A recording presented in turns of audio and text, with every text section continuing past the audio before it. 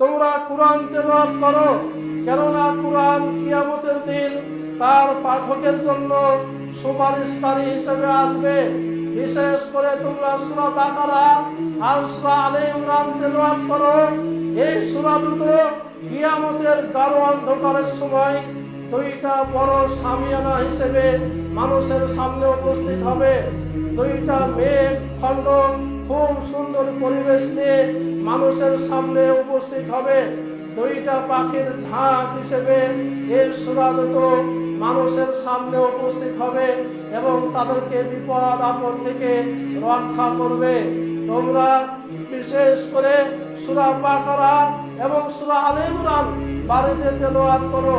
কম করে হলেও তোমরা বাড়িতে সূরা বাকারা তেলাওয়াত করো।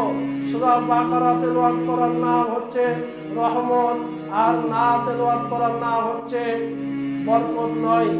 যে ব্যক্তি তেলাওয়াত করে সে বরকত অর্জন করে, যে ব্যক্তি অলসতাবশত তেলাওয়াত করে না সে বরকত থেকে মাহরুম হয়। তাই আমরা আসুন চেষ্টা করি এই বিষয়গুলো আমল করার। আল্লাহ রাসূল সাল্লাল্লাহু আলাইহি ওয়াসাল্লাম হাদিসের শেষ অংশে বলছেন, হে আমার সাহাবীরা, বিশেষ করে তোমরা কুরআনের মধ্যে সবচেয়ে প্রিয় দুই তিনটা আয়াত, যাকে আমরা বলি আয়াতুল কুরসি, এই আয়াতুল কুরসি তোমরা তেলাওয়াত করো। এই আয়াতুল কুরসি যে ব্যক্তি প্রতিদিন রাত্রে ঘুমাতে যাওয়ার পূর্বে তেলাওয়াত করে ঘুমাবে, সকাল পর্যন্ত যাবতীয় রকমের অনিষ্ট, খারাপ জিন, বদ জিন এগুলোর কবল থেকে তাকে রক্ষা করা হবে। যে ব্যক্তি রাত্রে ঘুমাতে যাওয়ার পূর্বে আয়াতুল কুরসি পড়ে নেবে, সকাল পর্যন্ত তার ঘরে একজন বডিগার্ড, নাইট গার্ড আল্লাহ রাব্বুল আলামিন ফেরেশতাদেরকে পাঠিয়ে দেবেন। কোনো খারাপ অশুভ শক্তি তার কোনো অনিষ্ট সাধন করতে পারবে না। বিশ্বনবী বলেন, আমার সাহাবীরা, তোমরা 5 ওয়াক্ত নামাজের ফরজ নামাজের পরে এই আয়াতুল কুরসি পড়ো। যে ব্যক্তি 5 ওয়াক্ত ফরজ নামাজের পরে এই আয়াতুল কুরসি পড়বে সে জান্নাতে চলে গেছে, যায়নি কেন? মৃত্যুবরণ করেনি তাই। অর্থাৎ আয়াতুল কুরসি পড়ার ফজিলত হচ্ছে সে জান্নাতে যাবে। এজন্য অবশ্যই আমরা চেষ্টা করব এই আয়াতুল কুরসি তেলাওয়াত করে ঘুমানোর। ইবনে আব্বাস রাদিয়াল্লাহু তাআলা আনহু বলেন, এক সময় জিবরাইল নবী করিম সাল্লাল্লাহু আলাইহি ওয়াসাল্লামের নিকট উপস্থিত ছিলেন। এমতো অবস্থায় ঠক করে উপর থেকে আওয়াজ হলো, আর মাথা উঠিয়ে দেখা গেল আসমানের দরজা খোলা হলো। জিবরাইল বললেন, এই যে দরজা আজকে খোলা হলো, আজ থেকে নিয়ে কিয়ামত পর্যন্ত অন্য কোনোদিন ইতিপূর্বে এই দরজা আর কোনোদিন খোলা হয়নি। তারপর একজন ফেরেশতা তাদের সামনে এসে উপস্থিত হলেন। জিবরাইল বললেন, এই যে একটা ফেরেশতা এখানে উপস্থিত হলো, এর পূর্বে কোন নবী রাসূলের কাছে এসে উপস্থিত হয়নি এই ফেরেশতা। ওই ফেরেশতা এসে আল্লাহ রাসূলকে বলছেন, আল্লাহ রাসূল, আমি আপনাকে দুইটা উপহার নিয়ে আপনার সামনে উপস্থিত হয়েছি, আপনি দুইটা উপহার গ্রহণ করুন। একটা হচ্ছে সূরা ফাতিহা, আর একটা হচ্ছে সূরা বাকারার শেষের 2 আয়াত। সূরা বাকারার শেষের 2 আয়াত এবং সূরা ফাতিহা তেলাওয়াত করে যা চাওয়া হবে তাই পাওয়া যাবে। যাওয়াত হাদিসের বিবরণ অনুযায়ী আমরা বুঝতে পারি সূরা ফাতিহার প্রথম 3-4টা আয়াতে আল্লাহর প্রশংসা বর্ণনা করা হয়েছে। তারপরে বান্দার যাবতীয় জীবনের যত যা কিছু দরকার সমস্ত কিছু বান্দা আল্লাহর কাছে চাইছে। এই জন্য সূরা ফাতিহা আল্লাহর কাছে সবচেয়ে প্রিয়। এবং এই সূরা বাকারার শেষের 2টা আয়াত অনেক বেশি ফজিলত বর্ণনা করে, যা আমরা পরের হাদিস থেকে জানতে পারবো। মাসউদ রাদিয়াল্লাহু তাআলা আনহু তিনি বলেন, আল্লাহ রাসূল সাল্লাল্লাহু আলাইহি ওয়াসাল্লাম বলছেন, আল আয়াতানে মিন আখিরি সূরাতুল বাকারা মান করাহুমা লাইলাতান কাফাতাহু। ও আমার সাহাবীরা, তোমাদের মধ্যে থেকে যে ব্যক্তি প্রতিদিন সূরা বাকারার শেষের 2টা আয়াত তেলাওয়াত করবে রাত্রে বেলায়, তার জন্য সারা রাত নিরাপদ থাকবে। যে কোনো আপদ বিপদ বালা মুসিবত থেকে তাকে রক্ষা করা হবে। অর্থাৎ সূরা বাকারার শেষের 2টা আয়াত হচ্ছে আমানার রাসূল বিমা উনজিলা ইলাইহি, এখান থেকে নিয়ে শেষ পর্যন্ত যদি কোনো ব্যক্তি প্রতিদিন রাত্রে আমল করে, তেলাওয়াত করে, অবশ্যই বড় ধরনের জিন জাদুটোনা বান এগুলো থেকে রক্ষা পাবে। অনেক রকম অনেক কুদৃষ্টি বদ নজর এগুলো থেকে রব্বুল আলামিন তাকে রক্ষা করবে ইনশাআল্লাহ। আবু দারদা রাদিয়াল্লাহু তাআলা আনহু তিনি বলেন, আল্লাহ রাসূল সাল্লাল্লাহু আলাইহি ওয়াসাল্লাম বলেন, মান হাফিজা আসরা আয়াতিন মিন আওয়ালি সূরাতুল কাহফ, যে ব্যক্তি সূরা কাহফের প্রথম পৃষ্ঠা 10টা আয়াত মুখস্থ করবে, উসিমা মিন ফিতনাতিদ দাজ্জাল, রব্বুল আলামিন ভয়ঙ্কর ফিতনা দাজ্জালের ফিতনা থেকে তাকে রক্ষা করবে। সুবহানাল্লাহ। ঘুমাচ্ছেন কেন? সম্মানিত উপস্থিতি, অত্র হাদিস দ্বারা আমরা বুঝতে পারি আল্লাহ রাসূল বলছেন, যে ব্যক্তি সূরা কাহফের প্রথম 10টা আয়াত তেলাওয়াত করবে, মুখস্থ করবে, তাকে দাজ্জালের যে ভয়ঙ্কর ফিতনা আছে সেই ফিতনা থেকে রক্ষা করা হবে। এজন্য অবশ্যই আমাদেরকে চেষ্টা করা দরকার সূরা কাহফের প্রথম 10টা আয়াত মুখস্থ করার এবং তেলাওয়াত করার।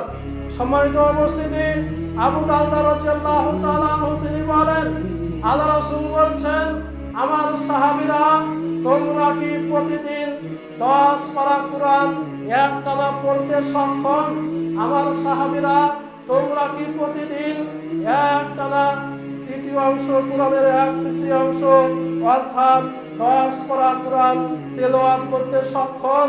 আল্লাহ রাসূল বলছেন, ও আমার সাহাবীরা, তোমরা যদি সূরা ইখলাসকে নিয়তকে ঠিক করে সূরা ইখলাসের মধ্যে যেগুলো বলা হয়েছে সেগুলোর উপর আমল করে ঈমান এনে কেউ যদি সূরা ইখলাস একবার তেলাওয়াত করে 10 পারা কোরআন করলে যে নাকি সূরা ইখলাস একবার করলে সে নাকি, বিশ্বনবী বলছেন, যে ব্যক্তি প্রতিদিন সূরা ইখলাস 3 বার পড়ে সে পূর্ণ 30 পারা কোরআন একটানা পড়লে যে নাকি সে নাকি অর্জন করে। বলুন সুবহানাল্লাহ। এজন্য শুধু কানা হাফেজের মতো কোরআন তেলাওয়াত করলেই চলবে না, অর্থাৎ মুখস্থ করেই আপনি দিন পার করে দিবেন এমনটা নয়। বিশ্বনবী বুঝাতে চেয়েছেন যে সূরা ইখলাসের মধ্যে আল্লাহর তাওহীদ সম্পর্কে, আল্লাহর রুবুবিয়্যাত সম্পর্কে বর্ণনা করা হয়েছে। এই বিষয়গুলোকে জেনে বুঝে শিরক যারা করবে না, তাওহীদকে যারা শক্তভাবে গ্রহণ করবে, তারা এই ফজিলতের অংশীদার হবে ইনশাআল্লাহ। সম্মানিত উপস্থিতি, আয়েশা রাদিয়াল্লাহু তাআলা আনহা বর্ণিত তিনি বলেন, আল্লাহ রাসূল সাল্লাল্লাহু আলাইহি ওয়াসাল্লাম একদল সেনাকে একটা জায়গায় পাঠালেন। সে সেনা দলের কমান্ডার যখন সালাত আদায় করতেন, প্রত্যেক রাকাতে সূরা ফাতিহা পড়তেন, অন্য একটা সূরা পড়তেন, তারপর ঘুরিয়ে আবার সূরা ইখলাস পড়তেন। প্রত্যেক রাকাতে এরকমই করতেন। ব্যাপারটা কেমন লাগলো? মদিনায় যখন ফিরে আসলো, আল্লাহ রাসূলকে বলা হলো, আল্লাহ রাসূল অমুক ব্যক্তি যখন ইমামতি করে প্রত্যেক রাকাতে কিরাতের পর সূরা ইখলাস তেলাওয়াত করে, এর কারণটা কি? আল্লাহ রাসূল বললেন, যা ওই ব্যক্তিকে বলো সে কি কারণে এরকম করে। ওই ব্যক্তি বলল, আমি এটা এজন্য করি, এই কোরআনের এই আয়াতটা সূরাটা আল্লাহর পরিচয় বহন করে, আমি এই তাওহীদকে ভালোবাসি, এজন্য আমি তেলাওয়াত করি। আল্লাহ রাসূল বলছেন, তাকে খবর দিয়ে দাও, আখবিরুহু ইন্নাল্লাহা ইউহিব্বুহু, সে যেহেতু এই সূরা ইখলাসকে ভালোবাসে, তাকে খবর দিয়ে দাও সূরা ইখলাসকে ভালোবাসার কারণে আল্লাহ রাব্বুল আলামিন স্বয়ং তাকেও ভালোবাসে। বলুন সুবহানাল্লাহ। অর্থাৎ যে ব্যক্তি সূরা ইখলাসকে ভালোবাসবে, আল্লাহ রাব্বুল আলামিন তাকে ভালোবাসবে।